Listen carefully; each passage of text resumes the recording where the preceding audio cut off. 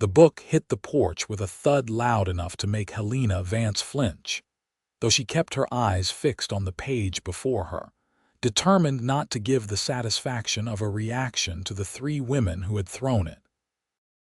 She sat in her usual chair outside the general store in Seattle, Washington, where the autumn of 1872 painted the surrounding mountains in shades of amber and rust, and where the newest shipment of books had arrived just yesterday from San Francisco. The leather binding pressed against her palm as she retrieved the fallen volume, brushing away the dirt with gentle fingers while pretending the cruel laughter behind her didn't sting like nettles against her skin. "There she goes again," Martha Preston announced loudly enough for half the street to hear. "Always got her nose buried in some silly romance or adventure tale. What man would want a wife who wastes her days reading instead of learning proper household skills?" Helena's jaw tightened, but she opened the book to where she had left off, forcing herself to focus on the printed words that had been her only true companion since arriving in this rough frontier town 6 months ago.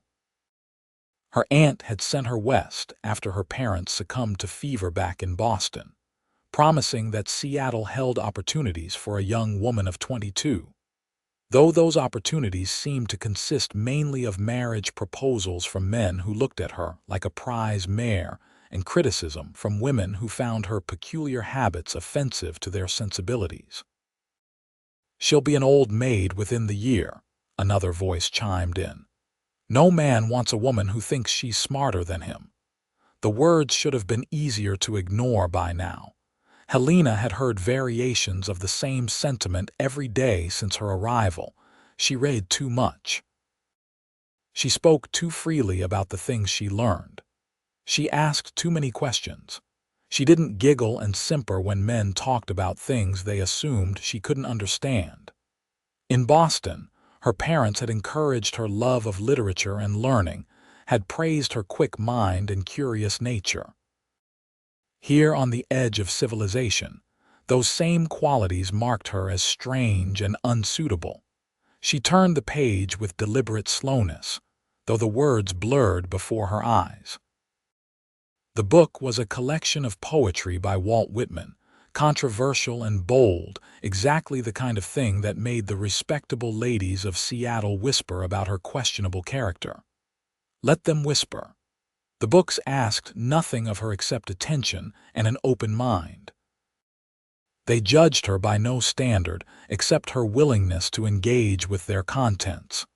In a world that seemed determined to fit her into a shape she could never conform to, that freedom meant everything. The sun climbed higher over the street, casting sharp shadows across the wooden boardwalk. Helena shifted in her chair, tucking a strand of dark hair behind her ear. She wore it simply, pulled back in a single braid that hung to her waist, another point of criticism from women who spent hours on elaborate curls and arrangements. Her dress was practical cotton in a deep blue shade, well-made but plain, suited to a life that involved more reading than socializing. The general store door opened with a creak of hinges, and Mr. Brennan emerged carrying a wooden crate. He was a kind man in his 50s, one of the few people in Seattle who didn't treat her like a curiosity or a disappointment. He had given her permission to sit outside his store whenever she liked, claiming her presence gave the place a distinguished air. "Don't let them bother you, Miss Vance," he said quietly, setting the crate down. "They're just jealous because they can't read half as well as you can." Helena offered him a small smile. "Thank you, Mr. Brennan. I try not to let it affect me. That's the spirit." He glanced down the street, his expression shifting to something more alert. "Well now, looks like we've got a visitor. Don't see him in town often." Following his gaze, Helena spotted a figure emerging from between two buildings at the far end of the main street. Even at this distance, the man's size was unmistakable. He stood well over 6 feet tall, with shoulders that seemed nearly as wide as a door frame, and a muscular build that spoke of a life spent in hard physical labor. Dark hair fell past his collar, longer than was fashionable in town but practical for a man who clearly spent most of his time in the wilderness. He wore buckskin trousers and a heavy wool shirt, and a knife hung at his belt beside what looked like a hunting rifle slung across his back. "That's Harrison Zinc," Mr. Brennan said, lowering his voice. "Mountain man. Lives up in the high country, comes down maybe 3 or 4 times a year for supplies, keeps to himself mostly. Good man, from what I've heard, but not one for society."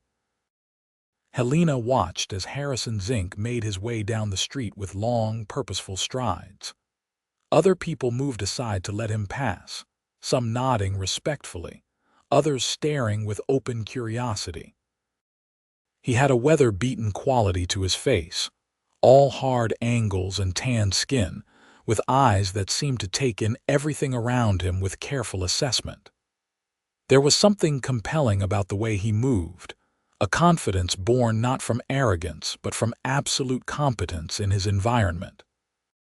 He stopped at the general store, those sharp eyes sweeping across the porch and landing briefly on Helena before moving to Mr. Brennan.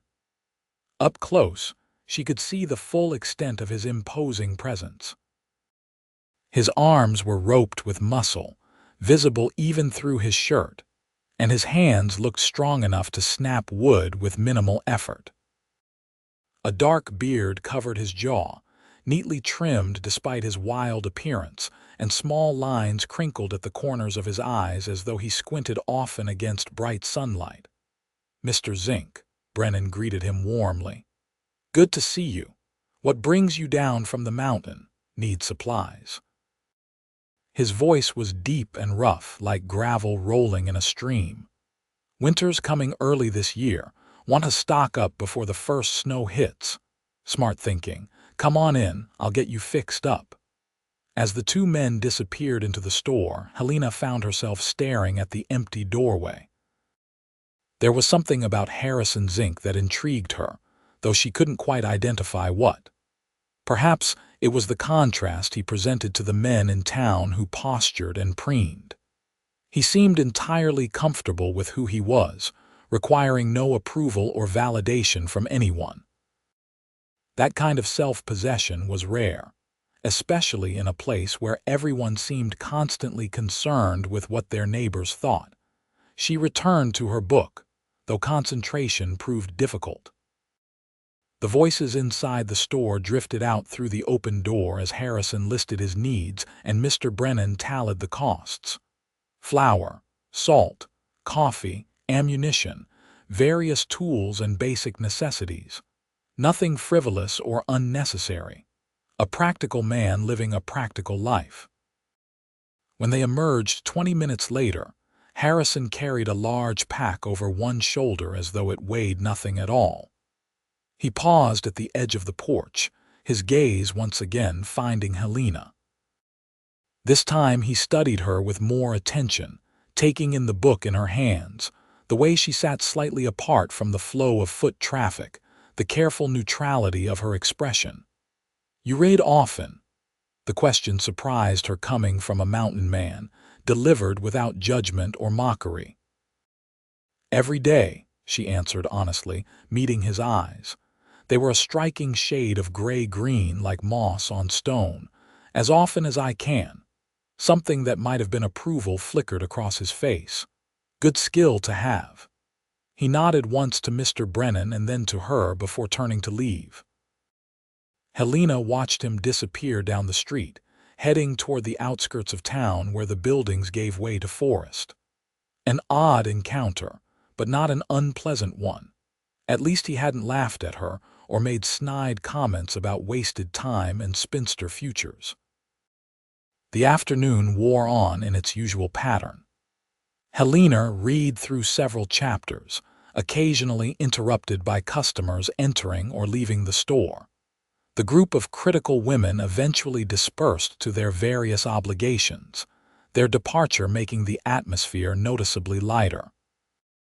She had just reached a particularly moving passage when the sound of boots on wood made her glance up. Harrison Zinc had returned, approaching with that same purposeful stride.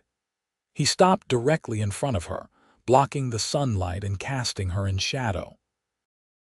Up close like this, his sheer size was almost overwhelming, all that muscle and height and barely contained power.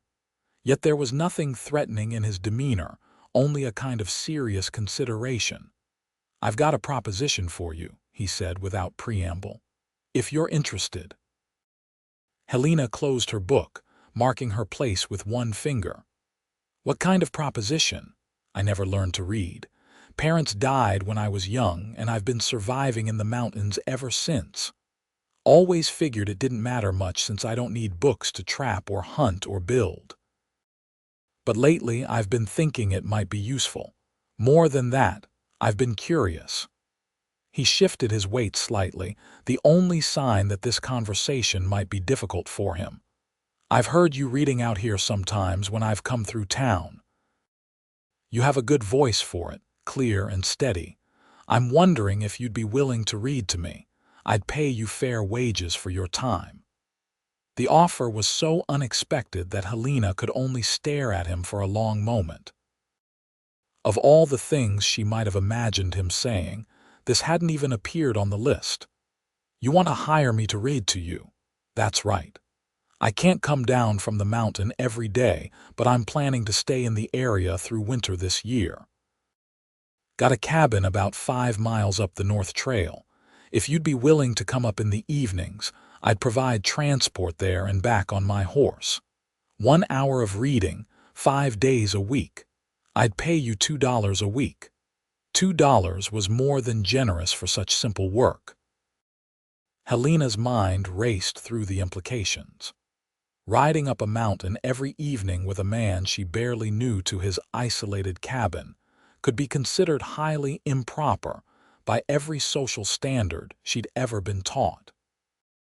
The women who already criticized her would have a field day with such scandalous behavior. Her reputation, already precarious, would be completely destroyed. But then again, what reputation did she truly have to protect? She was already considered odd and unmarriageable. No man in town had shown genuine interest in courting her, and those who had proposed had made it clear they expected her to abandon her books and conform to their expectations of proper wifely behavior. She had no close friends among the women, no social circle that would be shocked by her actions. What she did have was a small inheritance that wouldn't last forever and limited prospects for employment in a town that valued traditional skills she had never mastered. More than the practical considerations, though, was the simple fact that someone had asked her to do the one thing she loved most in the world. Not cooking or sewing or managing a household, but reading. Harrison Zinc wanted to pay her to read, to share the stories and knowledge contained in her beloved books. He saw value in what everyone else mocked as foolishness. "What would you like me to read?" she asked, and knew from the way his shoulders relaxed slightly that he had recognized the question as acceptance. "Whatever you think is worthwhile. I figure you know better than me what's worth the time. When would you want to start? Tomorrow evening, if that suits you." "I'll meet you here at 5 o'clock. Helena nodded slowly. "All right, I'll be ready." He regarded her for another moment, something unreadable passing behind those gray-green eyes, then touched the brim of his hat in a gesture of respect. "Thank you, Miss Vance. I appreciate it." He knew her name. She hadn't told him, which meant he must have asked someone or overheard it in conversation. The realization sent an odd flutter through her chest. "Helena," she said, "if we're going to be spending time together, you should call me Helena." "Harrison," he replied. "Though most people call me Harry when they call me anything at all." With that, he turned and walked away, leaving Helena sitting on the porch with her book forgotten in her lap, and her mind spinning with what she had just agreed to. Tomorrow evening, She would ride up into the mountains with a man she didn't know, to read to him in his isolated cabin. It was either the most foolish decision she had ever made or the most exciting opportunity she'd been offered since arriving in Seattle. She rather suspected it might be both. The rest of the day passed in a blur of distraction. Helena tried to focus on her reading but found herself instead wondering what books she should bring, what Harrison's cabin might look like, whether she should tell her aunt about this arrangement or keep it to herself. By the time she walked back to the small house she shared with her Aunt Beatrice on the edge of town, she had made no firm decisions about any of it. Aunt Beatrice was in the kitchen preparing supper when Helena arrived, her round face flushed from the heat of the stove. She was a widow in her late 50s, practical and kind but perpetually worried about Helena's prospects in this rough territory. She had done her best to help her niece adjust to frontier life, though she didn't understand Helena's passion for books any better than most people did. "You're home late," Beatrice said, stirring a pot of stew. "I was starting to worry. I lost track of time reading." It wasn't entirely a lie, just an incomplete truth. Helena moved to help set the table, arranging plates and utensils with careful precision. "Aunt Beatrice, have you ever heard of a man named Harrison Zinc?" Her aunt paused mid-stir, her expression growing thoughtful. "The mountain man. I've heard of him, though I've never met him personally. Why do you ask?" "He stopped by the general store today. Mr. Brennan mentioned who he was." From what I understand, he's a decent man, if a bit wild. Lives alone up in the high country, makes his living trapping and hunting. His father was a trapper too, came west before Washington was even a territory. The mother was from one of the local tribes, though I don't know which one. They both died when Harrison was just a boy, some kind of accident in the mountains. He's been on his own ever since, near as anyone can tell. Must be about 26 or 27 now. Beatrice resumed stirring, her voice taking on a cautionary tone. "Why this sudden interest?" "He's not the sort of man you'd want to get involved with, Helena. Too rough, too isolated. You need someone more settled, more civilized." Helena said nothing, guilt prickling at her conscience for not being honest about tomorrow's plans. But she knew exactly what her aunt would say if she learned the truth, and she wasn't ready to hear the lecture or be forbidden from going. She was a grown woman, after all, capable of making her own choices. If those choices led to mistakes, at least they would be her mistakes to make. That night, she lay awake in her small bedroom, listening to the wind rustle through the trees outside her window. The darkness felt heavy with possibility and uncertainty in equal measure. She thought about Harrison's offer, about the careful way he had approached her, about the respect in his voice when he thanked her. There had been no condescension, no suggestion that reading was a frivolous activity or that she was wasting her life. Just a straightforward business proposition from someone who valued something she could provide. When sleep finally came, her dreams were filled with towering mountains and the smell of pine, with the sensation of galloping through wilderness on horseback, and the sound of a deep voice asking her to read just one more chapter. The next day crawled by with agonizing slowness. Helena positioned herself at her usual spot outside the general store, but her attention kept drifting from the pages before her to the position of the sun in the sky. She had selected 3 books to bring with her. A collection of Mark Twain stories that blended humor with insight, a well-worn copy of Robinson Crusoe that seemed appropriate for a man who lived much of his life in isolation, and a volume of natural history that detailed various animals and plants of North America. Surely among those 3, something would interest him. The afternoon brought its usual share of critical glances and whispered comments. Helena had grown so accustomed to them that she barely registered the content anymore, just the general tone of disapproval that seemed to follow her everywhere.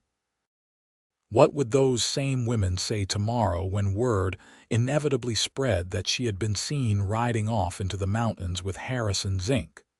The thought should have filled her with dread, but instead she felt a strange spark of defiant satisfaction. Let them talk. Their opinions had never stopped her from reading, and they wouldn't stop her from accepting honest work either. At precisely 5 o'clock, the sound of hoofbeats announced Harrison's arrival. He rode a large bay gelding that looked strong enough to carry his considerable weight plus a passenger without difficulty. The horse was well groomed and alert, its tack showing signs of good maintenance despite its utilitarian design. Harrison himself had cleaned up somewhat since yesterday, his hair tied back and his beard neatly trimmed, though he still wore the same practical buckskin and wool combination. He dismounted with easy grace and approached the porch where Helena stood waiting, her 3 books wrapped in a cloth bag to protect them during the journey. Several people on the street had stopped to watch, curiosity written plainly across their faces. "You ready?" Harrison asked, his voice carrying just far enough for her to hear. "Yes," Helena replied, lifting her chin slightly. "I'm ready." He moved to help her onto the horse, his large hands circling her waist as he lifted her up into the saddle with no apparent effort. The casual display of strength made her breath catch slightly. She had never been particularly small, standing 5 feet 7 inches and built with sturdy practicality rather than delicate femininity. Yet he had raised her as easily as if she weighed nothing at all. She settled onto the horse's back, arranging her skirts as modestly as possible, then felt Harrison swing up behind her, his solid presence at her back unmistakable. "Hold on," he instructed, reaching around her to gather the reins. "Trail's not too rough, but there are some steep parts." Helena gripped the saddle horn, intensely aware of the warmth radiating from Harrison's body, the way his arms bracketed her on either side, the faint scent of pine and leather that clung to him.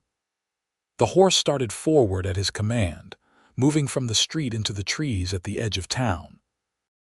Within minutes, the buildings of Seattle had disappeared behind them, replaced by towering evergreens and the wild beauty of the Pacific Northwest wilderness. The trail wound upward through dense forest, crossing small streams and skirting massive boulders that jutted from the earth like ancient monuments. Evening light filtered through the canopy in golden shafts, illuminating patches of ferns and wildflowers that somehow still bloomed despite the advancing autumn. Birds called from hidden perches, and once Helena caught a glimpse of a deer bounding away between the trees, white tail flashing like a flag. Harrison guided the horse with practiced ease, clearly intimately familiar with every twist and turn of the path. He didn't speak during the journey, but his silence felt comfortable rather than awkward, simply a man at home in his environment with no need for unnecessary chatter. Helena found herself relaxing against him slightly, trusting his competence to get them safely to their destination. After about 45 minutes of steady climbing, the trees opened into a clearing perched on the side of the mountain. A cabin stood in the center, built from hewn logs and fitted together with obvious skill. It was larger than Helena had expected, with a solid stone chimney rising from one end and glass windows that must have cost considerable money to transport up here. A small barn stood off to one side, and she could see evidence of a garden plot, now mostly harvested for winter.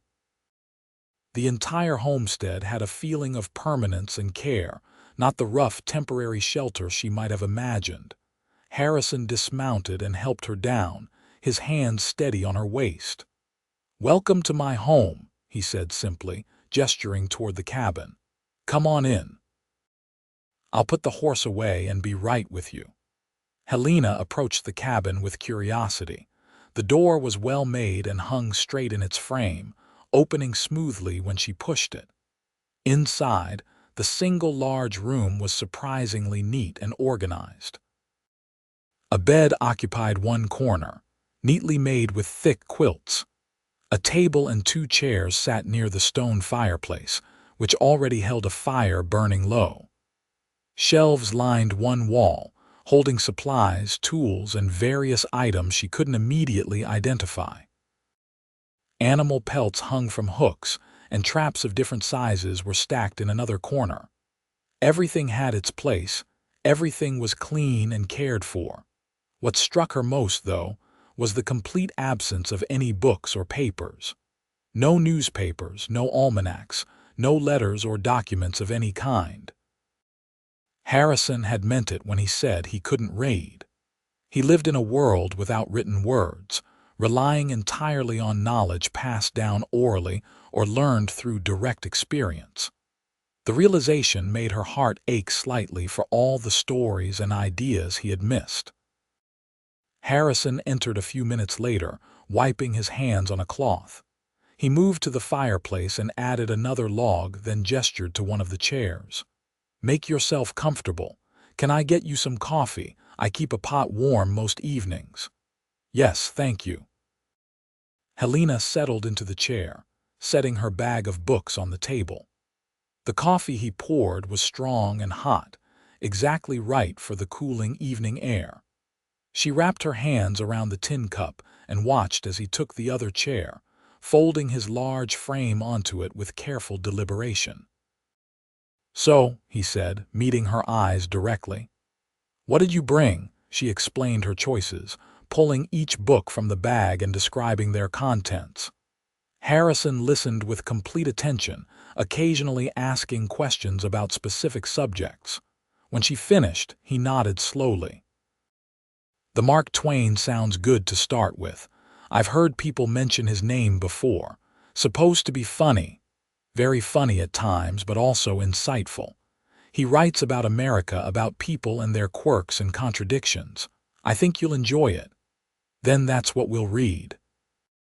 Helena opened the book, finding the first story in the collection. The firelight flickered across the pages, warm and golden, as she began to read aloud.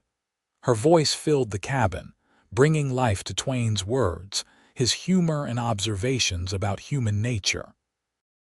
She had always loved reading aloud, loved the way a story could transform when given voice and breath and rhythm. Here in this isolated cabin with an audience of one, she felt that love more keenly than ever. Harrison sat utterly still, his full attention fixed on her face as she read. He didn't interrupt or fidget or show any sign of boredom. When she reached a particularly funny passage and glanced up with a smile, she found him grinning too, clearly appreciating the humor. That grin transformed his face, softening the hard edges and making him look younger, more approachable. She read for exactly 1 hour, finishing one complete story and starting another before checking the small watch pinned to her dress. "It's 6 o'clock, she said reluctantly. "Should I stop here, if that's what we agreed to?" Harrison rose, his expression showing clear regret at having to end the session. "That was good, really good. I see why you spend so much time with books. We can pick up right here tomorrow," Helena assured him, marking the page carefully. Same time, same time." The ride back to town passed even more quickly than the journey up, with dusk settling over the mountains in shades of purple and blue. Harrison returned her to the general store just as the streetlights were being lit, helping her dismount with the same careful strength he had shown earlier. "Thank you, Helena," he said, pressing 2 coins into her palm. "That's for this week's first session. I'll see you tomorrow." She nodded, tucking the money away. "Tomorrow," she confirmed and watched him ride off into the gathering darkness before turning toward home. The pattern established itself quickly over the following days. Helena would spend her daylight hours reading on the porch of the general store, then meet Harrison at 5 o'clock for the journey up the mountain. Each evening brought another hour of stories, of Twain's wit and wisdom delivered in her clear voice, while Harrison listened with that same complete attention. They finished the Twain collection by the end of the week and moved on to Robinson Crusoe, which seemed to resonate with Harrison in ways the humor hadn't. "He's alone but not lonely," Harrison observed during one session, after she had finished a chapter about Crusoe establishing his island home. "He makes a life from what he has, finds purpose in the work itself. I understand that." "Is that how you feel up here?" Helena asked, setting the book aside. They had begun talking more after each reading session, conversations that started with the books but often wandered into other territory. "Alone but not lonely." Harrison considered the question seriously. "I was for a long time. The mountain's been good to me, given me everything I need to survive. But lately—" He paused, his gray-green eyes meeting hers. "Lately, I've realized there's a difference between surviving and living. Reading these stories, hearing about other people's lives and thoughts, it's made me see what I've been missing." The honesty in his words touched something deep in Helena's chest. "That's why books are so important," she said softly. "They show us we're not alone in our thoughts and feelings. They connect us to people across time and distance, let us experience things we might never encounter otherwise. Is that why you read so much? To feel less alone?" Now it was her turn to pause, to consider whether she wanted to share such a personal truth. But the firelight and Harrison's genuine interest made her want to be honest. "Partly, yes. I've never quite fit in anywhere. In Boston, I was too wild and too curious. Here in Seattle, I'm too educated and too strange. Books accept me exactly as I am. They never judge or criticize or tell me I should be different. People in town give you a hard time." It wasn't a question, and his voice had gone rough with something that might have been anger. "Some do. Not everyone, but enough." She managed a small smile. "It doesn't matter. Their opinions don't change who I am." "No," Harrison agreed. "They don't. And for what it's worth, I think you're exactly right as you are." The simple statement, delivered with such conviction, made her throat tighten with unexpected emotion. She had to look away, blinking rapidly, overwhelmed by how much those words meant coming from him. This man who barely knew her, who lived apart from society and its expectations, who had no reason to care about her feelings, thought she was exactly right as she was. "Thank you," she whispered when she trusted her voice again. "That means more than you probably realize." Harrison reached across the table, his large hand covering hers briefly in a gesture of comfort and connection. His palm was rough with calluses, warm and solid, and Helena found herself acutely aware of every point of contact. When he withdrew, she felt the absence like a physical loss. As October deepened into November, their evening sessions continued without interruption. Helena found herself looking forward to them with an eagerness that had little to do with the $2 a week and everything to do with the man himself. Harrison was unlike anyone she had ever known. He possessed a quiet intelligence that had nothing to do with formal education, could read the weather and the woods with uncanny accuracy, and showed her a kindness that never felt condescending or pitying. He asked questions about the books that demonstrated deep thinking, made connections between stories that surprised her with their insight. More than that, though, was the way he looked at her. Not with the dismissive glances of the town men who had decided she was too difficult, too odd to consider as a potential wife. Not with the critical assessment of women who found her lacking in proper feminine accomplishments. Harrison looked at her with respect, with interest, with a warmth that made her pulse quicken and her breath catch. He looked at her like she mattered, like every word she spoke was worth hearing, like her very presence brightened his evening. She was falling in love with him. The realization struck her one evening in mid-November as she rode up the mountain path, sitting securely in front of him on the horse, his arms creating a safe space around her.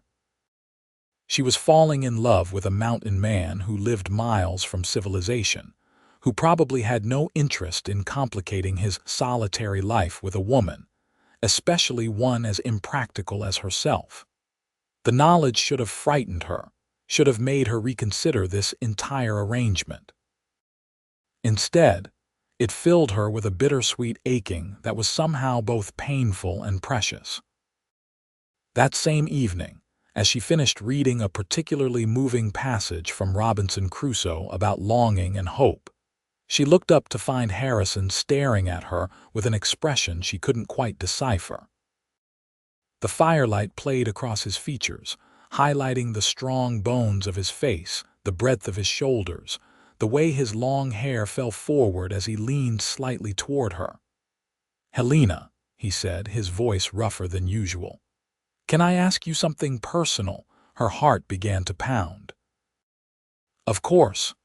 Why haven't you married? You're smart, beautiful, capable. Surely men have asked. Beautiful."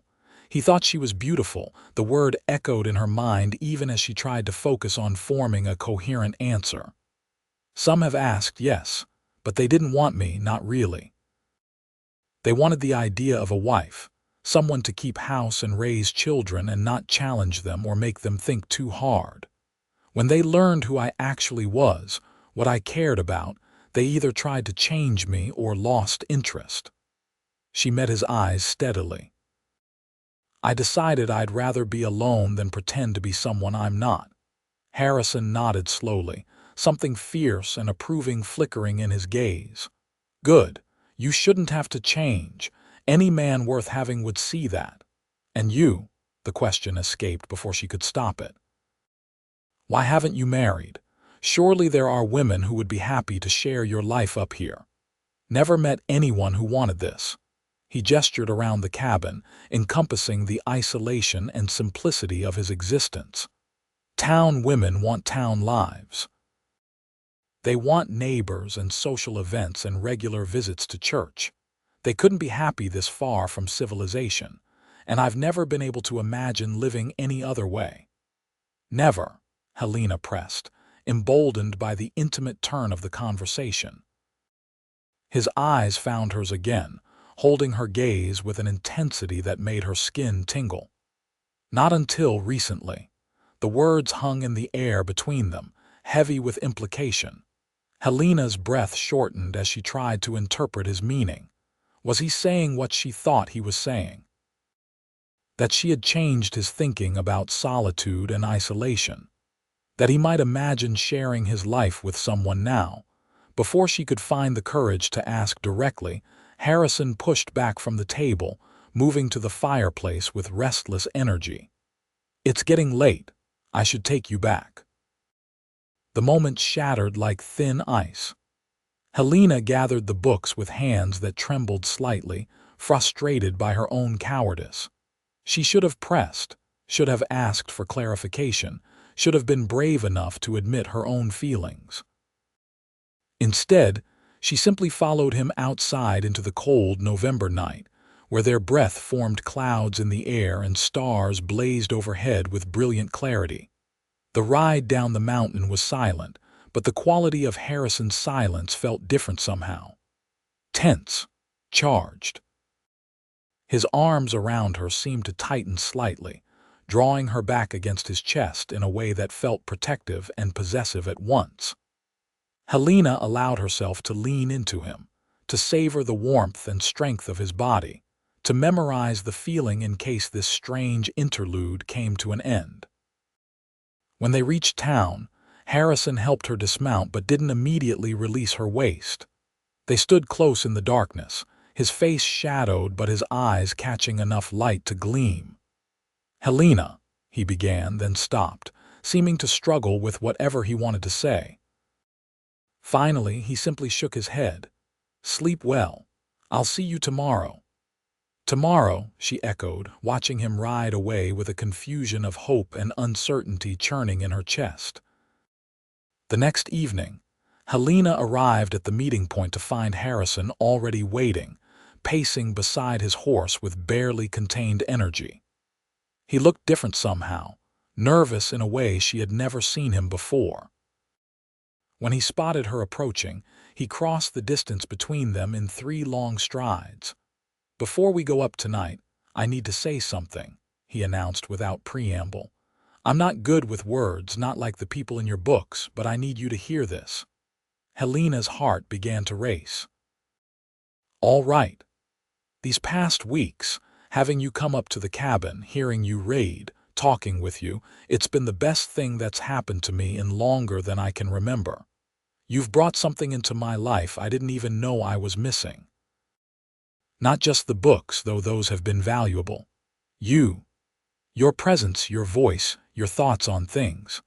I look forward to 5 o'clock all day. I find myself thinking about what you said the night before, wondering what you'll think about the next chapter, wanting to know more about you."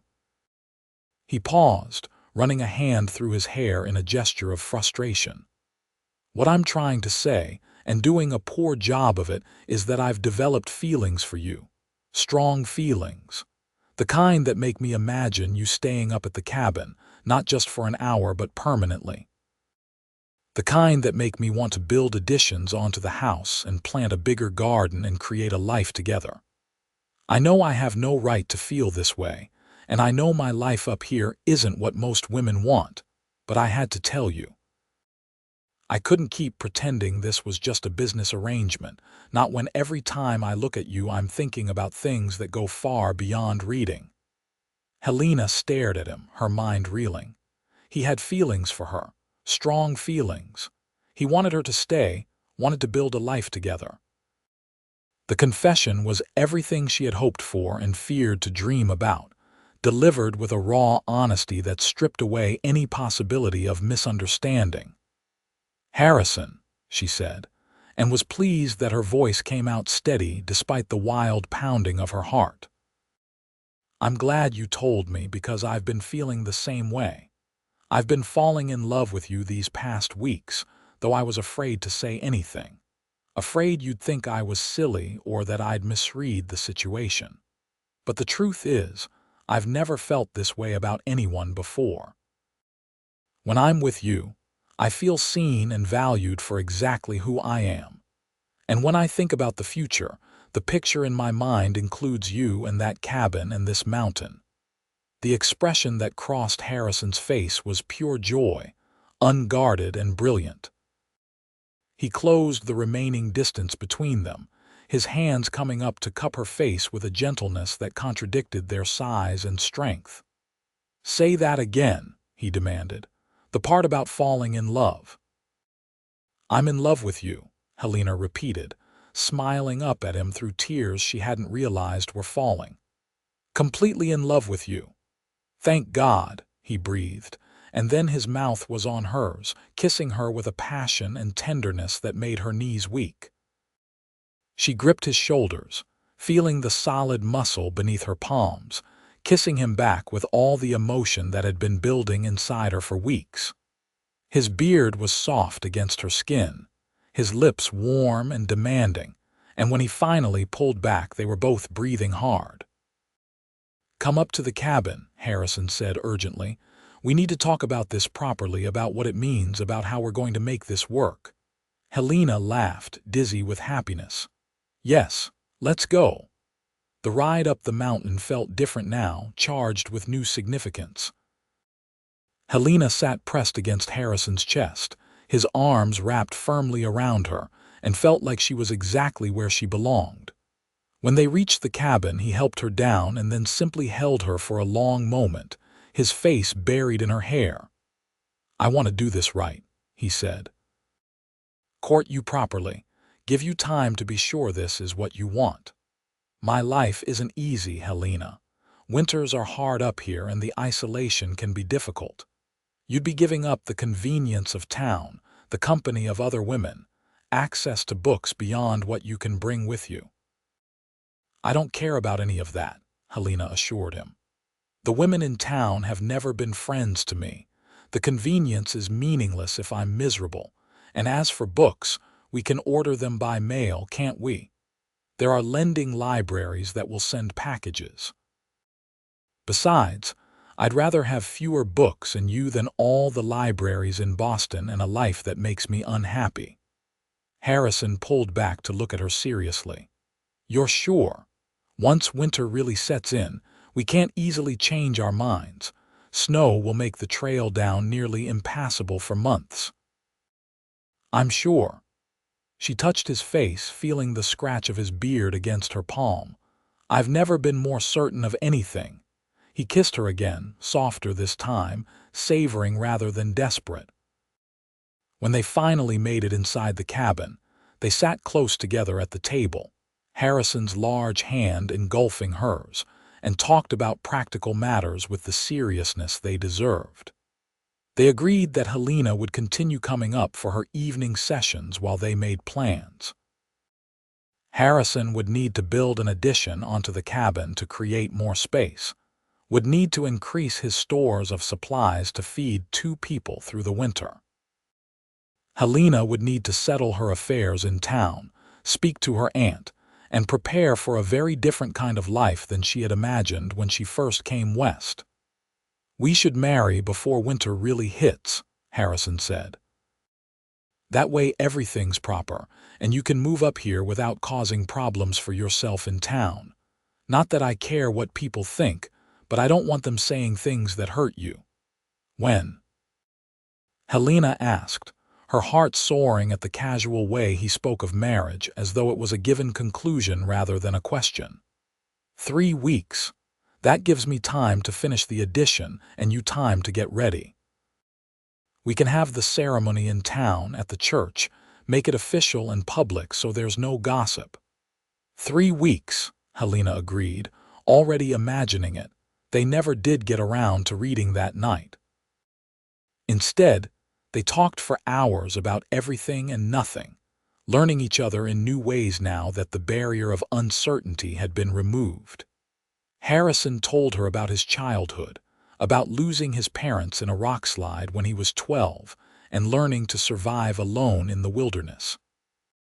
He spoke of the loneliness he had pretended not to feel, the way he had convinced himself that solitude was strength and connection was weakness. Helena shared her own history, the pain of losing her parents, the alienation she had felt in Boston despite being surrounded by family, the hope she had brought with her to Seattle that had slowly died under the weight of constant criticism.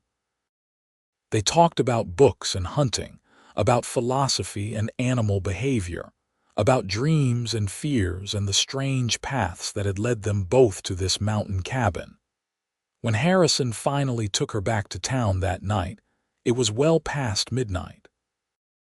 He kissed her goodbye in the shadows outside her aunt's house, a long, thorough kiss that promised everything the future might hold. 3 weeks, he whispered against her lips, and then you're mine. I'm already yours, Helena whispered back, have been for longer than 3 weeks. His arms tightened around her briefly, then released her with obvious reluctance. Go inside before I decide to carry you back up the mountain right now. Helena laughed softly and slipped through the door, her entire body humming with joy and anticipation. Upstairs in her small bedroom, she pressed her hands to her flushed cheeks and tried to comprehend that this was really happening. In 3 weeks, she would be married to Harrison Zinc, would become his wife and partner, would leave behind the town that had never wanted her and build a life in the mountains with a man who loved her exactly as she was. The next morning, she told her Aunt Beatrice everything over breakfast.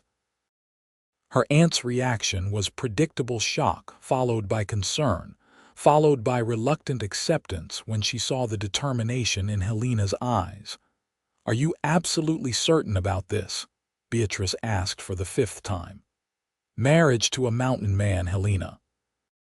You'll be so isolated, so far from help if something goes wrong. What if you get sick? What if there's an emergency? Harrison has survived alone in those mountains for over 15 years, Helena pointed out calmly. He knows how to handle emergencies and difficulties, and I won't be alone. I'll have him. But you barely know him. You've spent, what, a few dozen hours in his company. That's hardly enough time to commit to a lifetime together. I know him well enough to trust him with that lifetime. And he knows me better than anyone else in this town ever has, including people I've known for months. Quality matters more than quantity. Aunt Beatrice. Her aunt sighed heavily, clearly unhappy but unable to find a compelling counterargument. You're of age, and you're certainly stubborn enough to do this regardless of my opinion. I just want you to be happy, Helena. If you truly believe this man and this life will make you happy, then I'll support your decision. It will, Helena said with quiet confidence.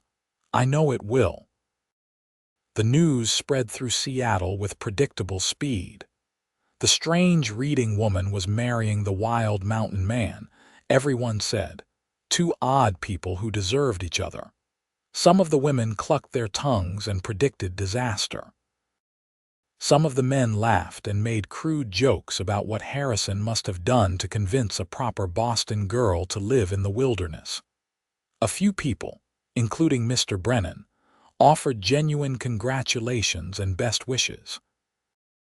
Helena weathered it all with her head high, refusing to let anyone's opinion dampen her joy. She spent her days preparing, sorting through her possessions and deciding what to bring to her new home. Books, of course, as many as could reasonably be transported. Her mother's jewelry, a few cherished items of clothing, basic necessities. Everything else could be left behind or sold. In the evenings, she still rode up to Harrison's cabin, though now the hour of reading often expanded into 2 or 3 hours of working together. Helena helped him with the addition he was building onto the cabin, which would create a separate room they could use as a bedroom, leaving the main space more open. She learned to chink logs and mix mortar, getting her hands dirty and her muscles sore in ways that felt satisfying and real. Harrison taught her basic wilderness skills, showing her how to identify edible plants, how to preserve meat, how to read the sky for coming weather changes. They worked side by side, learning each other's rhythms and habits, building not just a structure but a foundation for their life together. The addition was completed with 2 days to spare before the wedding. Harrison stood back, surveying the work with satisfaction. It's not fancy, he admitted, but it's solid and it's warm and it's ours. It's perfect, Helena said, meaning it absolutely. The bedroom held a new bed frame Harrison had built himself, larger than his old one, fitted with the same thick quilts she had admired on her first visit. A small window looked out over the mountain valley, offering a view that would be spectacular come sunrise. Simple, functional, beautiful in its honesty. The wedding took place on a crisp December morning, 2 weeks before Christmas. Snow had begun to fall the night before, dusting Seattle in white and making everything look clean and new. The ceremony was held in the small church at the center of town, attended by Aunt Beatrice, Mr. Brennan, and a handful of curious onlookers who wanted to witness the spectacle of the mismatched couple making their vows. Helena wore a simple dress of deep green wool that her aunt had helped her sew, practical enough for mountain life, but still flattering to her figure. She had left her dark hair down, flowing past her shoulders in glossy waves. Harrison wore new trousers and a pressed white shirt that stretched across his broad shoulders, his long hair tied back neatly, his beard freshly trimmed. He looked almost civilized standing there at the altar, except for the wildness in his eyes when he looked at her walking down the aisle toward him. The ceremony itself was brief. The minister, clearly uncertain about the wisdom of this union but willing to perform his duty, led them through traditional vows. Harrison's voice was steady and clear when he promised to love, honor, and cherish her for all their days. Helena's voice matched his in conviction when she made the same promises in return.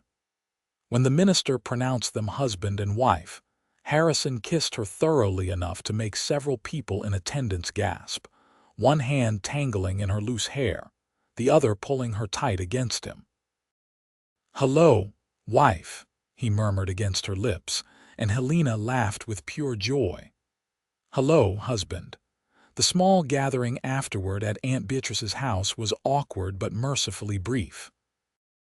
Helena could see the relief in Harrison's expression when they were finally able to make their excuses and leave, riding together up the mountain trail toward home. Their home now, a place they would share and build together. The cabin welcomed them with warmth from the banked fire. Harrison had prepared everything carefully before leaving that morning, ensuring they would return to comfort rather than cold ashes and empty shelves. He helped Helena out of her cloak, hanging it carefully on a hook by the door, then drew her into his arms. "Are you tired?" he asked, searching her face. "It's been a long day." "Not tired," Helena assured him, her heart racing. "Excited, happy, a little nervous perhaps, but not tired." "Nervous?" His brow furrowed with concern. "Of me, of disappointing you," she admitted softly. "I'm not experienced in matters of physical intimacy. I don't want to do something wrong or make this less than it should be." Harrison's expression softened into something infinitely tender. He cupped her face in his large, calloused hands, tilting it up so she had no choice but to meet his eyes. "Helena, you could never disappoint me. Whatever happens between us in that bedroom will be perfect because it's us, together, learning each other. There's no wrong way to love your spouse, not when both people care about making each other happy." The words eased something tight in her chest. She turned her head to press a kiss to his palm, feeling brave and beloved. "Then take me to bed, husband. Show me what married life in the mountains really means." His eyes darkened with desire and something deeper, something that looked almost like reverence. Without a word, he scooped her into his arms, carrying her across the threshold of their new bedroom as though she weighed nothing. The door clicked shut behind them, and outside the snow continued to fall, blanketing the mountain in silence and peace. Winter settled over the mountains with all the fierce beauty Helena had been promised. Snow fell regularly, sometimes gentle flurries that dusted the trees with white, other times blizzards that raged for days and left drifts taller than a man. The trail down to town became impassable as Harrison had predicted, leaving them truly isolated in their mountain sanctuary. Helena discovered she didn't mind at all. Her days developed a new rhythm, one that felt natural and satisfying in ways her life in town never had. She woke early beside Harrison, often before dawn, and lay warm beneath the quilts listening to his steady breathing. When he stirred, they would rise together, and she learned to help with the morning chores, feeding the horse and the small flock of chickens he kept in the barn, checking the traps he had set for small game, hauling water from the nearby spring that ran year-round despite the cold. Harrison taught her to snowshoe, laughing good-naturedly when she fell face first into a drift on her first attempt. He showed her how to split wood properly, how to stack it so it would dry efficiently, how to keep their food stores organized and safe from animals. She proved to be a capable student, quick to learn and unafraid of hard work. Her hands developed calluses, her muscles grew stronger, and she discovered a pride in her own competence that had nothing to do with books or education. In the afternoons, they would return to the cabin for the midday meal, and Helena would read aloud while Harrison worked on various projects, mending traps, sharpening tools, carving useful implements from wood. They had finished Robinson Crusoe and moved on to the natural history volume, which sparked long conversations about the animals and plants around them. Harrison would supplement the book's information with his own observations, creating a rich dialogue between written knowledge and lived experience. Evenings were for cooking together, for sitting by the fire and talking about everything and nothing, for the physical intimacy that had blossomed between them with surprising ease and passion. Harrison was a tender and attentive lover, patient with her inexperience, quick to learn what pleased her. In the privacy of their mountain cabin with no neighbors within miles, Helena discovered freedom she had never imagined, a physical expression of love that felt as natural and necessary as breathing. Sometimes at night, lying curled against Harrison's solid warmth, she would think about her old life in town and marvel at how completely everything had changed. The woman who had sat on that porch reading alone seemed like a stranger now, someone she had been but was no longer. She had transformed into someone stronger, more capable, more fully herself than ever before. The isolation that might have driven another woman mad felt like liberation to Helena. Here, she could be exactly who she was without judgment or criticism, could pursue her interests without mockery, could love and be loved without pretense or performance. "Are you happy?" Harrison asked one night in mid-January, as though reading her thoughts. They were lying in bed, the fire in the main room casting flickering shadows through the open bedroom door. Outside, a storm raged, but inside they were warm and safe and together. "Happier than I've ever been," Helena answered honestly. "Are you?" "More than I thought possible." He pressed a kiss to her forehead, his arm tightening around her.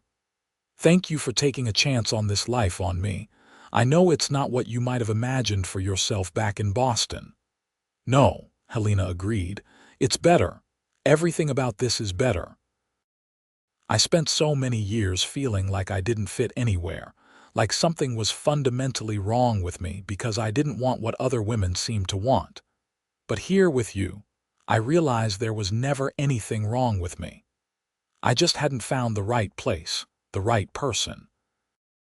I had to come all the way across the country to the edge of civilization to find where I belonged. In a cabin on a mountain with a man who can't even read," Harrison said with self-deprecating humor. Helena pushed up on one elbow to look down at him seriously. "With a man who values knowledge even though he lacks formal education. With a man who treats me as an equal partner rather than a possession. With a man who sees my love of reading as a gift to be shared rather than a flaw to be corrected. Yes, exactly here, with exactly you. There's nowhere else I'd rather be." He pulled her down for a long, thorough kiss that communicated everything words couldn't. When they finally broke apart, both breathing hard, Helena settled back against his chest with a contented sigh. Outside the storm howled, but inside their cabin all was peace and warmth and love. As winter deepened, they developed routines and rituals that became the framework of their life together. Every morning, regardless of weather, Harrison would go out to check his trap lines. Sometimes Helena went with him, snowshoeing through the pristine wilderness, learning to read tracks and signs. Other times she stayed behind to tend the cabin, baking bread in the small oven built into the fireplace, preparing meals, mending clothes, or simply reading. They began working on Harrison's literacy in earnest. He had been serious about wanting to learn, and Helena proved to be a patient and creative teacher. She started with simple words, things he encountered every day, building his vocabulary gradually. They used charcoal on smooth pieces of bark to practice letters, and Helena made alphabet cards from precious scraps of paper. Progress was slow but steady. By February, Harrison could recognize and write basic words, could spell his own name and hers, could puzzle out simple sentences with effort and time. "Listen to this," Helena said one evening, putting aside the book she had been reading to herself. I've been thinking about what we should read next for our evening sessions, and I had an idea. What if we read something you could help teach me about? Something related to wilderness survival or animal behavior. That way, the reading becomes a conversation rather than just me talking and you listening. Harrison looked intrigued. I'd like that.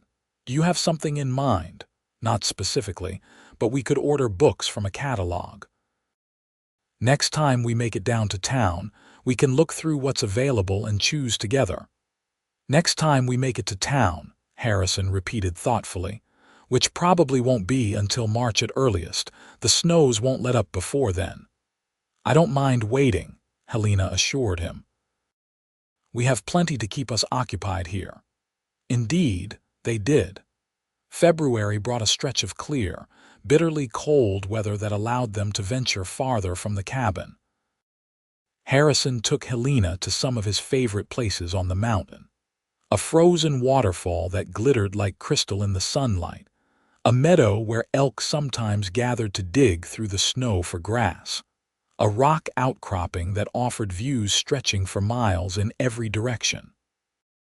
He showed her the wilderness through his eyes, teaching her to see beauty and danger, opportunity and threat, the constant dance of survival that played out every day in this harsh environment. Helena documented everything in a journal she had brought from town, filling pages with observations and sketches, descriptions of plants and animals, records of weather patterns and seasonal changes. She began to think about writing a book of her own someday, combining her love of literature with the practical knowledge Harrison shared. A guide for women who might be considering frontier life, perhaps, or a natural history of the Pacific Northwest wilderness written for general readers rather than scientists. You should do it, Harrison encouraged when she mentioned the idea. You write as well as you read. People would benefit from your perspective. Maybe, Helena said, both pleased and embarrassed by his confidence in her abilities. I'll need to learn much more first. I've only been here a few months. There's still so much I don't know. Then we'll learn together, and in a few years you'll have enough knowledge to fill several books. The simple assumption that they had years ahead of them, that this was the beginning of a long life together rather than a temporary arrangement, made Helena's heart swell with love. She leaned over to kiss him, letting actions speak louder than words. March arrived with the first hints of spring. The days grew longer, the sunlight stronger. The snow began to melt from the lower elevations, though the higher peaks remained white. Harrison judged the trail down to town passable again and suggested they make a supply run. We're low on coffee and flour, he said. And I want to check in with Brennan, see if any packages have arrived for us. Plus, I imagine you'd like to visit your aunt. Let her know you survived your first winter in the mountains. Helena agreed, though she felt surprisingly little excitement about returning to Seattle. The town had never felt like home the way the cabin did now. Still, it would be good to see Aunt Beatrice, to reassure her that all was well, and to order new books from the catalogs Mr. Brennan kept in his store. They made the journey down on a bright morning in mid-March, the horse picking its way carefully through patches of mud and lingering snow.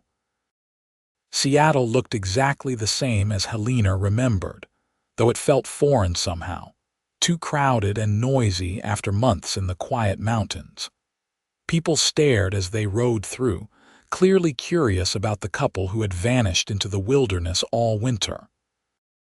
At the general store, Mr. Brennan greeted them warmly. Zinc, Mrs. Zinc, good to see you both. I was beginning to wonder if you'd decided to hibernate like the bears.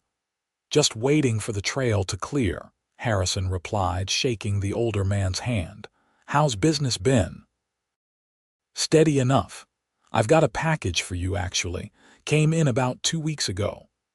He disappeared into the back room and returned with a small parcel wrapped in brown paper, From a library in San Francisco, according to the return address. Helena took the package with delight.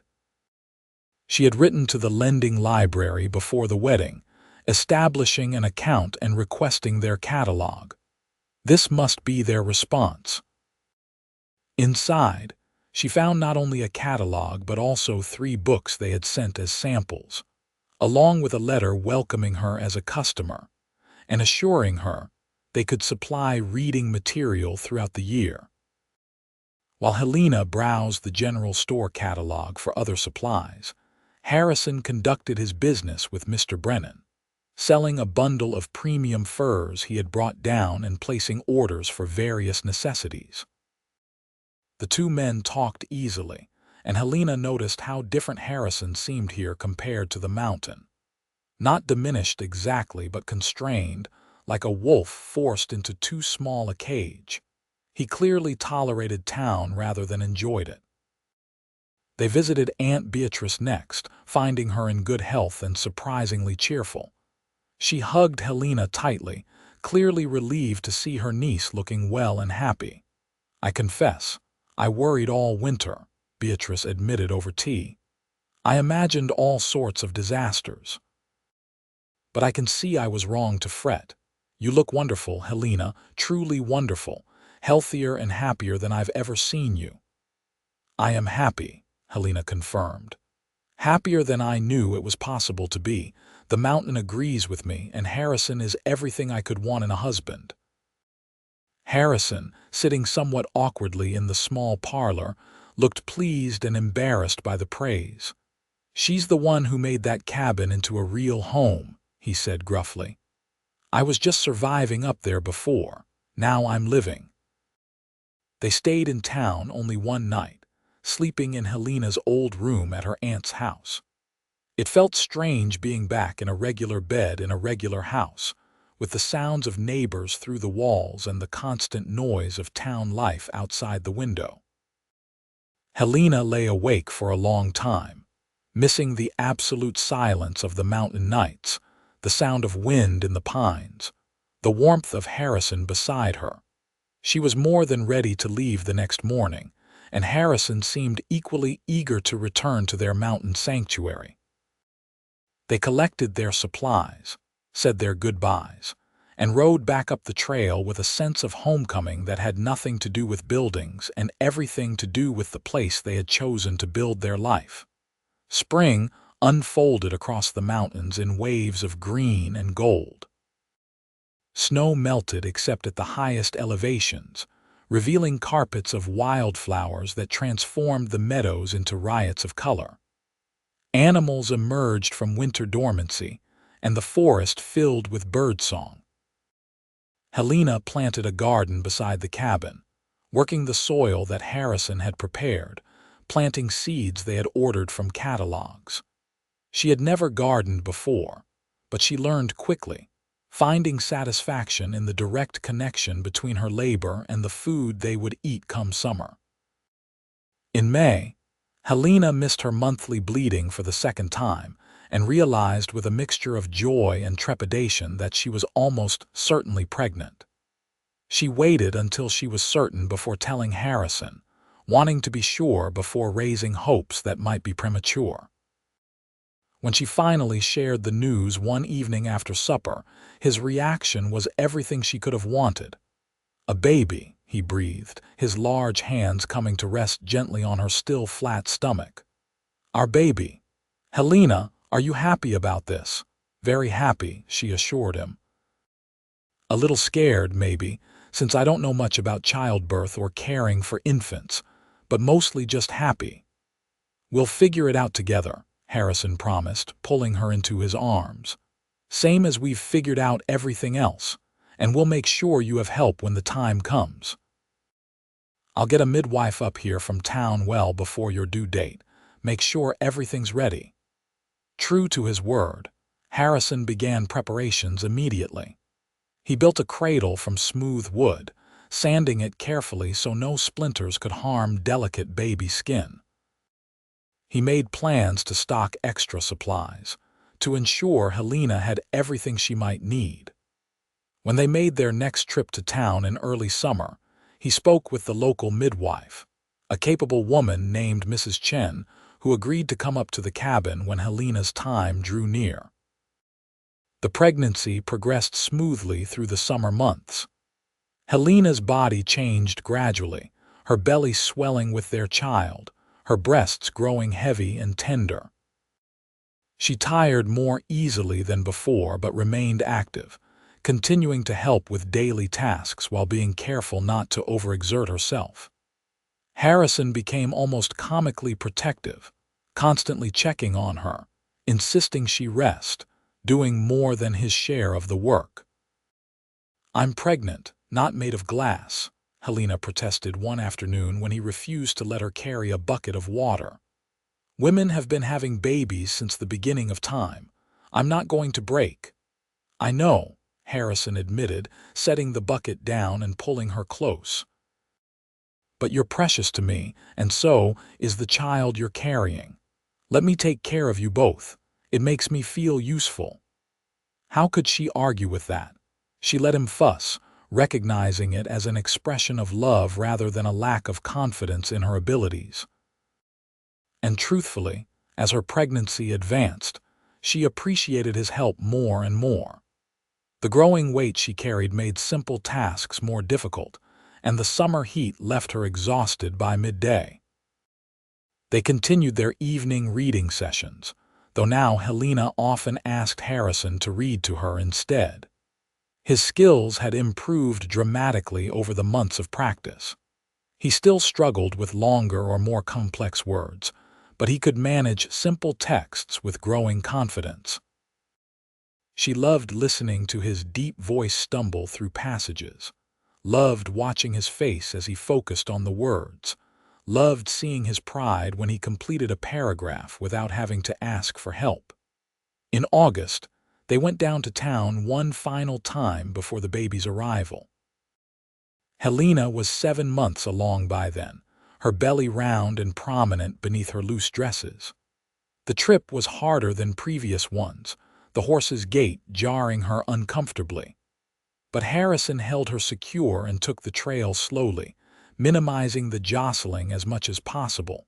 Mrs. Chen examined her and pronounced everything progressing normally.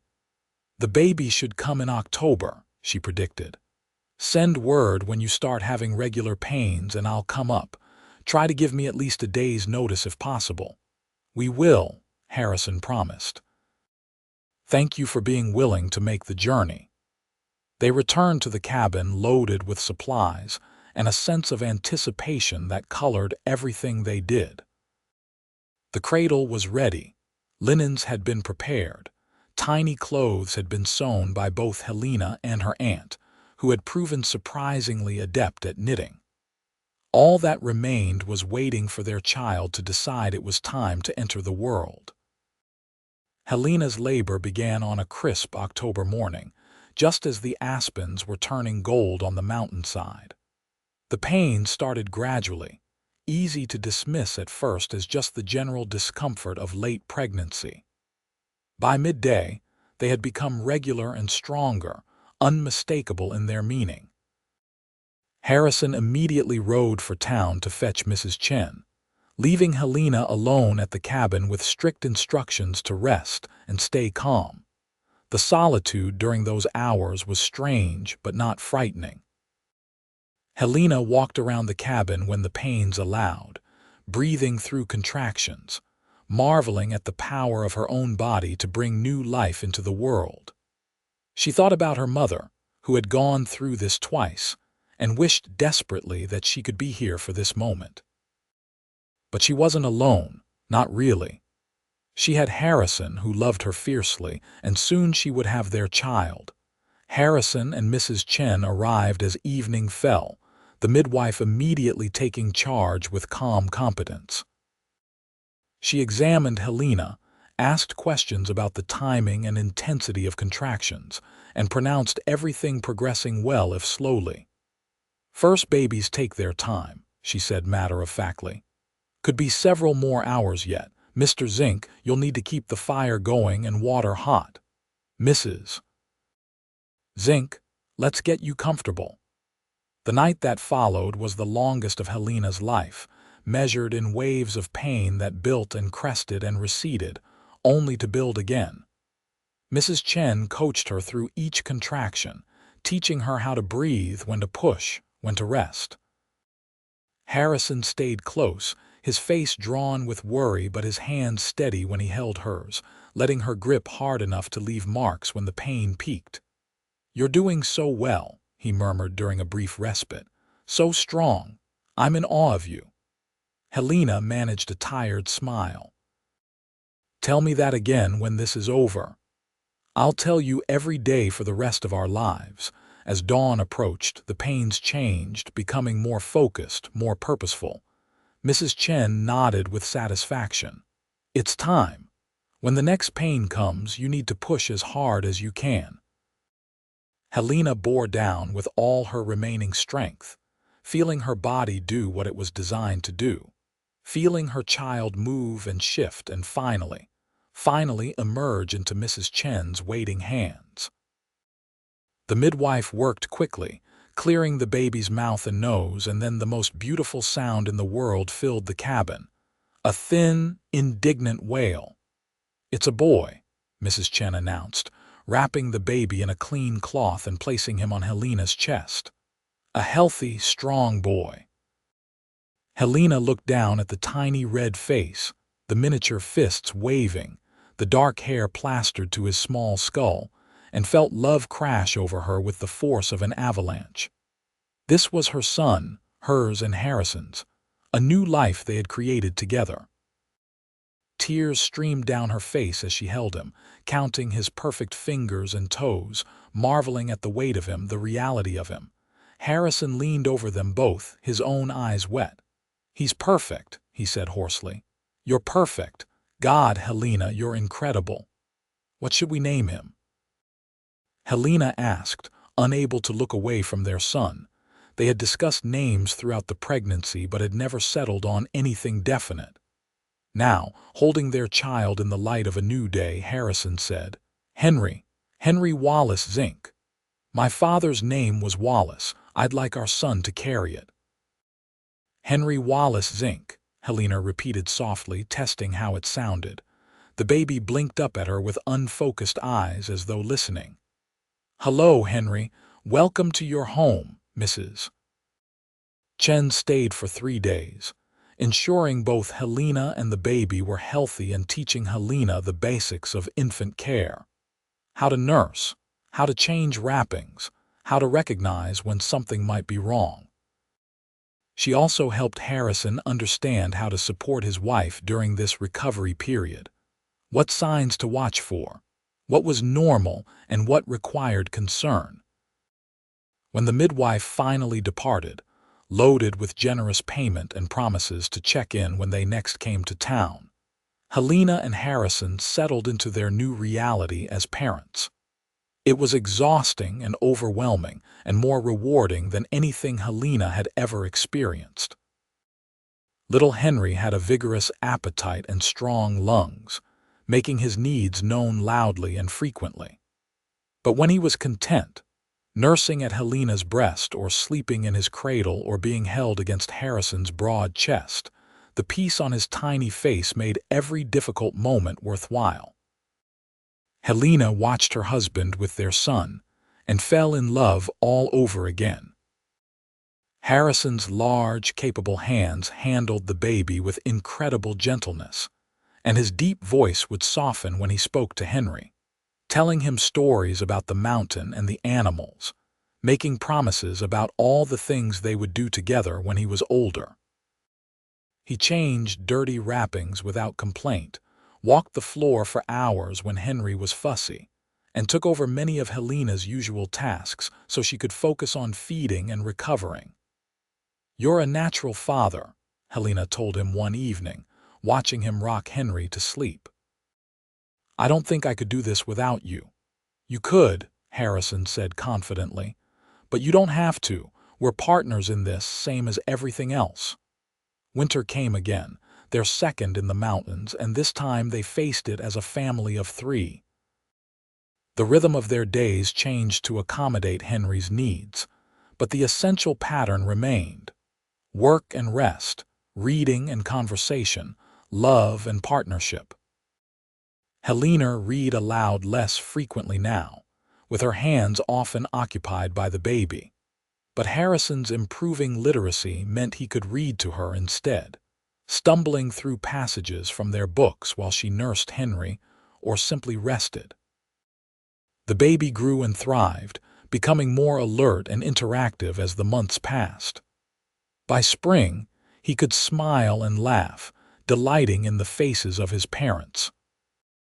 Helena documented his milestones in her journal, writing descriptions of his first real laugh, his first successful grab of a toy Harrison had carved, the way his eyes tracked movement around the room. In May, when Henry was 7 months old, they made their first trip as a family down to Seattle.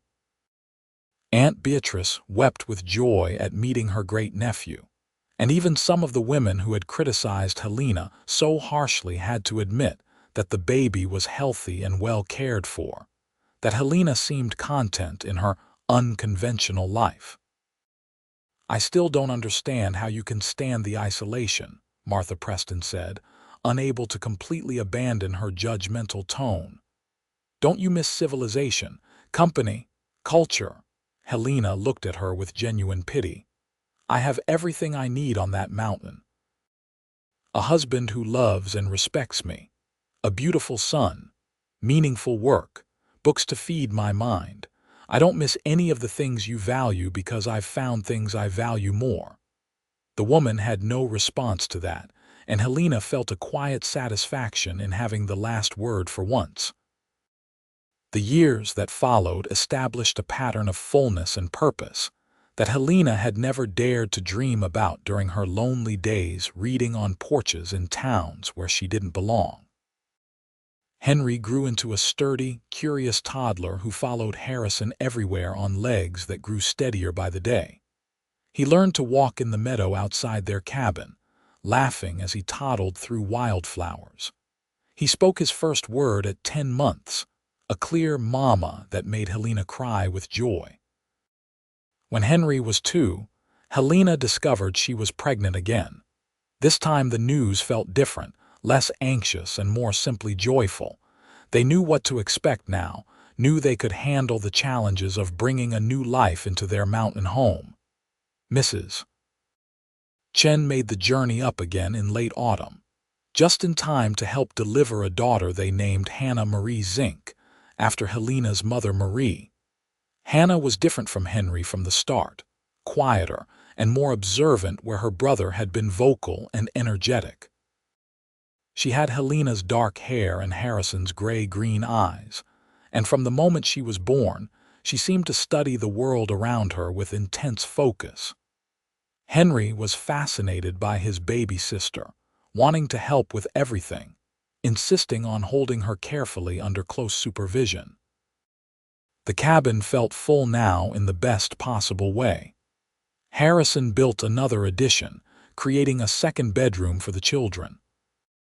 The main room became a family space, with toys scattered across the floor, Henry's attempts at drawing pinned to the walls, and the constant hum of daily life with young children. Helena still read, though she had to grab moments now rather than hours, and Harrison's literacy continued to improve until he could manage most of their books with minimal help. He read to the children every evening, a tradition that became as sacred as their original reading sessions had been. Henry and Hannah would curl up on either side of their father in front of the fire, listening to his deep voice bring stories to life. Sometimes Helena would join them, the 4 of them crowded together, and she would look around at her family and feel a contentment so profound it bordered on awe. Helena did eventually write her book, working on it in stolen moments during nap times and quiet evenings. It took nearly 4 years to complete, a comprehensive guide to frontier life in the Pacific Northwest that combined practical advice with personal narrative and natural observation. She sent the manuscript to a publisher in San Francisco with low expectations, certain that no one would be interested in the observations of an unknown woman living in the wilderness. To her shock and delight, they not only accepted it but praised it as exactly the kind of authentic voice readers were hungry for. The book was published when Hannah was 3, appearing in stores across the Western Territories. Sales were modest but steady, and Helena received letters from women who thanked her for showing them that there were different ways to live, different kinds of strength than what society traditionally valued.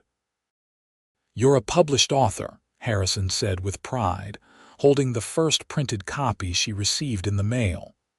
"My brilliant wife sharing her knowledge with the world." "Our knowledge," Helena corrected. "Everything I know about living here I learned from you." "You learned from watching and experiencing, same as I did." "You earned that knowledge, Helena. Don't diminish your achievement." The royalties from the book, while not substantial, provided extra income that let them make improvements to the homestead.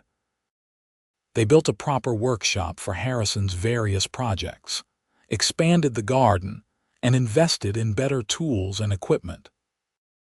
More importantly, the book's success validated Helena's belief that her love of reading and writing had value, that the skills the women in town had mocked as worthless could actually contribute to her family's well-being.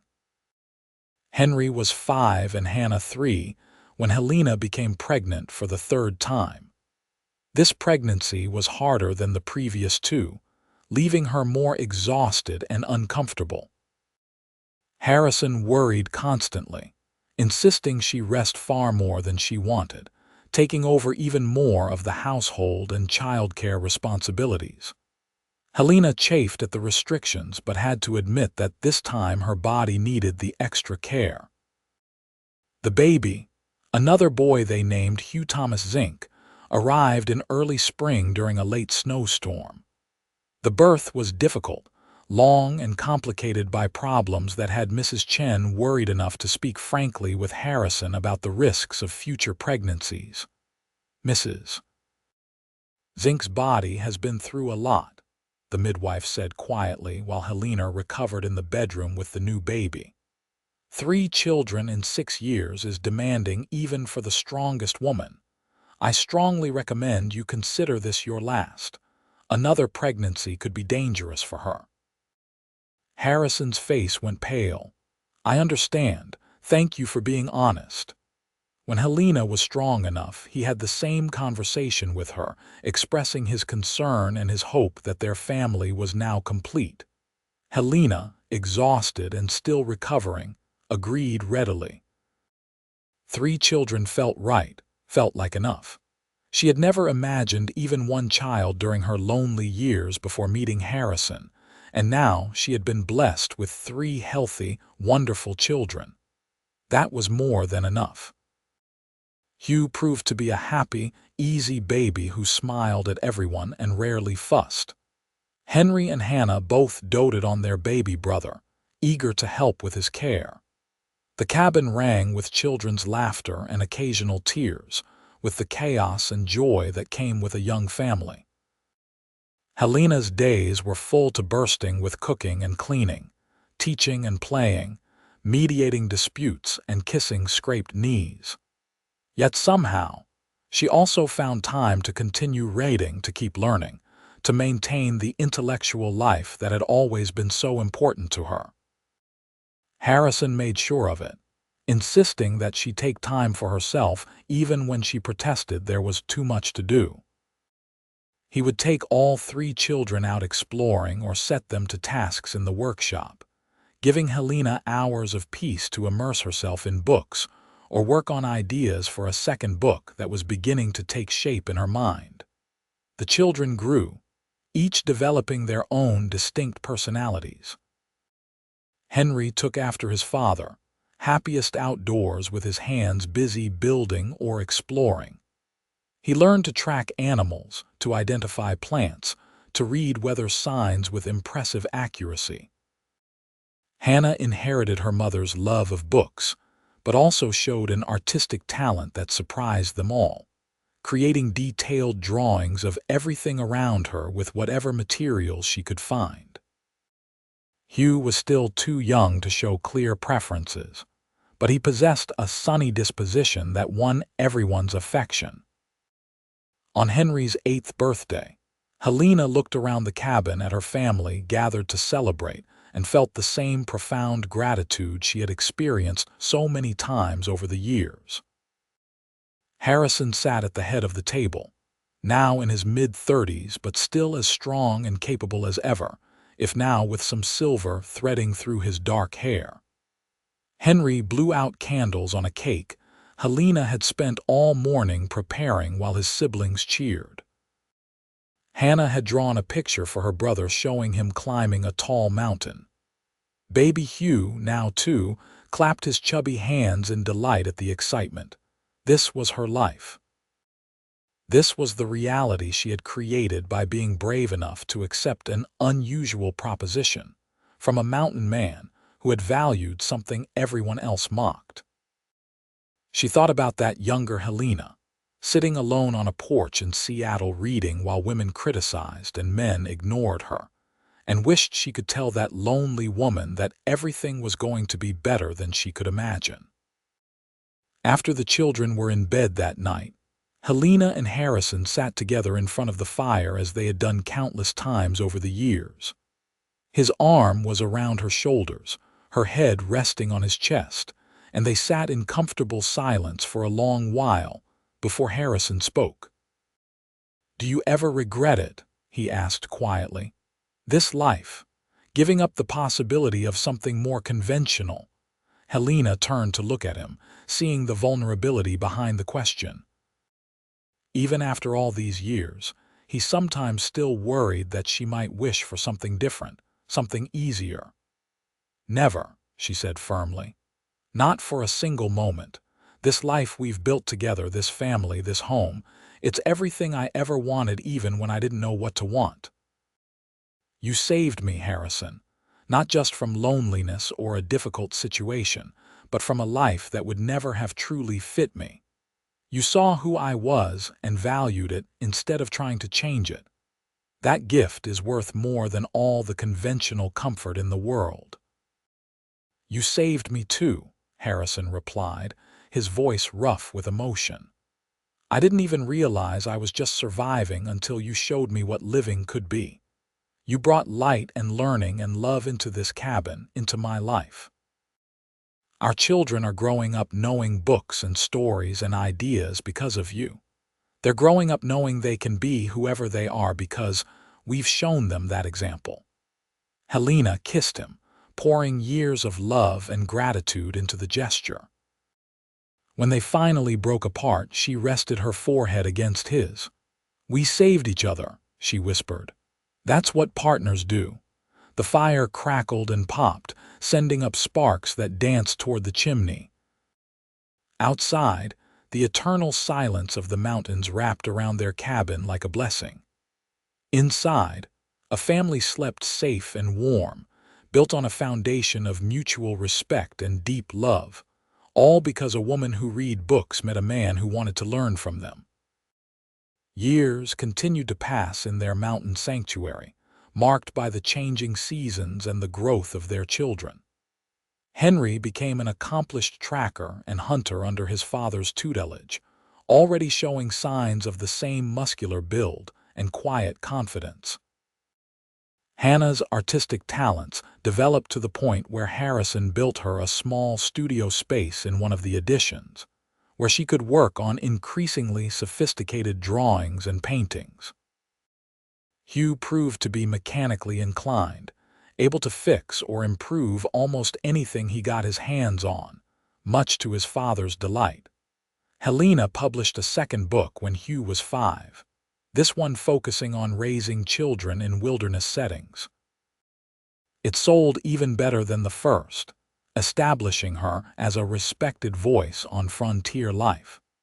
She received regular correspondence from readers, and several academic institutions requested permission to include excerpts in their educational materials. The mountain woman who had once been mocked for reading too much had become an authority whose words were valued and studied. On their 15th wedding anniversary, Harrison presented Helena with a gift that made her cry.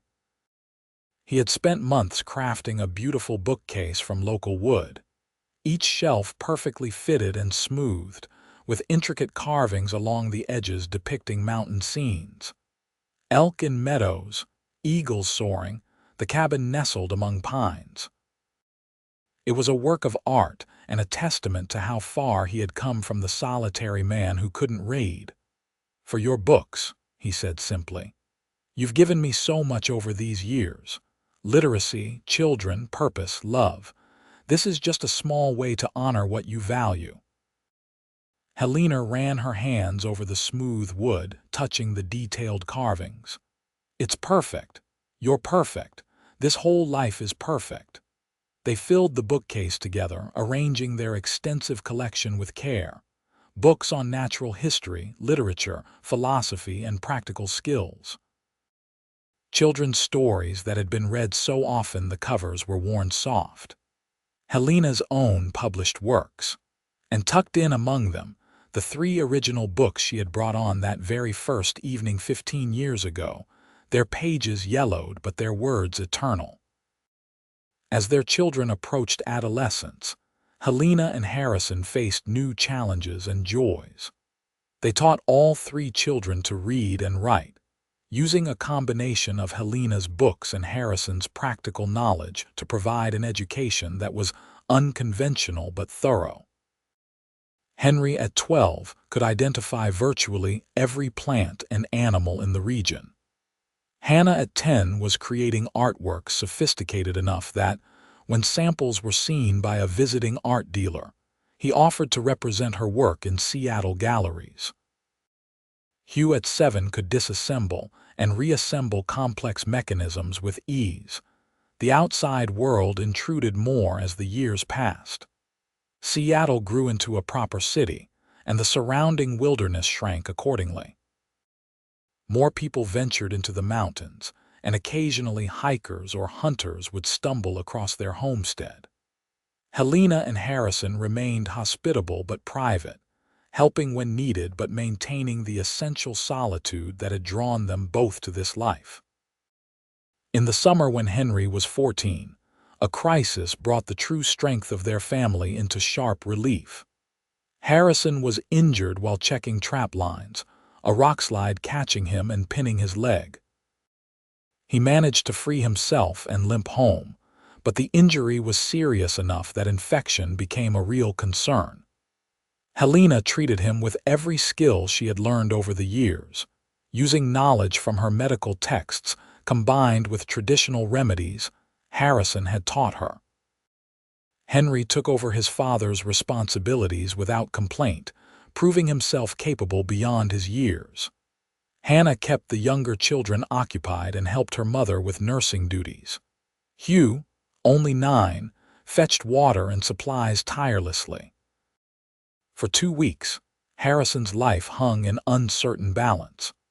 During those long days and nights, Helena sat by his bedside and read to him as she had done so many years ago, her voice steady even when her heart trembled with fear. She read Mark Twain and Whitman. She read from natural history texts and adventure stories. She read until her voice grew hoarse and then read some more. "Don't stop," Harrison whispered during one particularly difficult night. "Your voice grounds me, reminds me what I have to live for." "I won't stop," Helena promised. "I'll read to you every night for the rest of our lives, just like I promised 15 years ago." He survived, the infection finally breaking and his body beginning to heal. The injury left him with a permanent limp, and he could no longer roam the mountains with quite the same ease, but he was alive, and that was all that mattered. The experience sobered them all, a stark reminder of mortality and the precious fragility of the life they had built. Recovery took months, during which Harrison fretted about being useless, while Helena firmly told him that his worth had never been solely in his physical labor. He could still teach the children, still contribute to decision-making, still be the heart of their family. Gradually, he adjusted to his new limitations, finding ways to work within them rather than letting them define him. By the time Henry was 16, he had grown into a young man who was nearly his father's equal in size and skill, though Harrison still maintained a slight edge in both. Hannah at 14 was selling paintings through the Seattle art dealer and earning money that she saved carefully. Hugh at 11 showed every sign of becoming an inventor or engineer, already designing improved versions of various tools and equipment around the homestead. Helena looked at her children and marveled at how they combined the best of both their parents. Harrison's practical competence and her intellectual curiosity, his strength and her sensitivity, his connection to nature and her love of learning. They were growing into remarkable individuals, and she felt profound pride in what she and Harrison had accomplished together. On a cool evening in late autumn, with all three children occupied with their own projects, Helena and Harrison sat together on the porch they had built years ago, watching the sun set over the mountains. His arm was around her shoulders, her head resting in its familiar spot on his chest, and they sat in the comfortable silence of two people who had shared a life. "Thank you," Harrison said suddenly, "for everything. For taking a chance on a rough mountain man who could barely string words together. For building this life with me. For giving me children who will carry forward the best of both of us. For 15 years of love and partnership that exceeded anything I could have imagined." Helena turned to kiss him softly. "Thank you for seeing value in who I was when no one else did. For asking me to read to you every night. For loving me exactly as I am. For being the partner I never knew I needed but couldn't live without now. For showing our children that love is about mutual respect and shared purpose. Read to me tonight." Harrison asked, his eyes crinkling with the smile she loved. "Like we used to. Every night," Helena promised. "For the rest of our lives." As the stars began to appear overhead and the cool mountain air settled around them, they went inside to the cabin that had become so much more than shelter. It was a home, a sanctuary, a monument to the life two unlikely people had built together through choice and commitment and deep, abiding love. Helena selected a book from the beautiful case Harrison had made her, settled into her chair by the fire, and began to read. Her voice filled the cabin just as it had for 15 years, bringing stories to life, connecting past and present, making meaning from words on a page. Harrison listened with the same attention he had always given her, and from the other rooms came the quiet sounds of their children pursuing their own interests, secure in the knowledge that they were loved and valued and free to become whoever they were meant to be. The woman who had once been mocked for reading all day had found her place in the world. She had been brave enough to accept an unusual proposition, wise enough to recognize real love when it was offered, and strong enough to build a life that honored her true self. And every evening, as she read to her husband by firelight in their mountain cabin, she knew with absolute certainty that she had found exactly where she belonged. The story that had begun with criticism and loneliness had transformed into one of partnership, purpose, and profound happiness. Helena Vance Zinc, once the strange woman who read too much, had become the heart of a family, a respected author, and the beloved wife of a man who valued everything she was. And as she closed the book that night and reached for Harrison's hand, she knew that this was only one chapter in a much longer story, one they would continue writing together for all the years to come. Their love, built on a foundation of mutual respect and shared evenings of reading, had grown into something strong enough to weather any storm, deep enough to encompass 3 remarkable children, and enduring enough to last all the days of their lives. In the end, The mountain man who had asked her to read to him every night had given her something far more precious than wages for her time. He had given her a home, a purpose, and a love that would echo through generations, all because he had valued the very thing others mocked. And every evening, as the sun set over their mountain and the fire burned warm in their cabin, Helena would read and Harrison would listen, and their family would gather close, living proof that the greatest adventures often begin with the simplest question: "Will you read to me?"